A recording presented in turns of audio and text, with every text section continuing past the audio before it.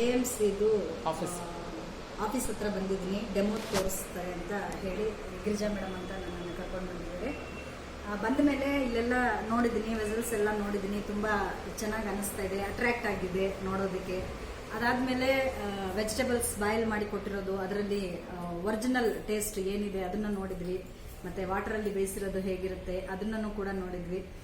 ಮತ್ತು ಪಲಾವ್ ಮಾಡಿದ್ದಾರೆ, ತುಂಬ ಟೇಸ್ಟ್ ಆಗಿದೆ. ನನಗೆ ಆಶ್ಚರ್ಯ ಆಗ್ತಾ ಇತ್ತು, ಒಂಚೂರು ಕೂಡ ಎಣ್ಣೆ ಇಲ್ದಂಗೆ ಅದು ಹೇಗೆ ಅಡುಗೆ ಮಾಡ್ತಾರೆ ಅಂತ ನನಗೆ ಡೌಟ್ ಬಂತು.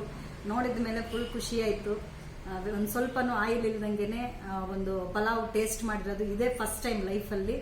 ಬಟ್ ತುಂಬ ಟೇಸ್ಟಿಯಾಗಿತ್ತು, ತುಂಬ ಚೆನ್ನಾಗಿತ್ತು. ಹಸಿಮೆಣಸಿನ್ಕಾಯಿ ನಾವು ಫುಲ್ಲು ತುಂಬ ಫೇವರೇಟ್ ನನಗೆ.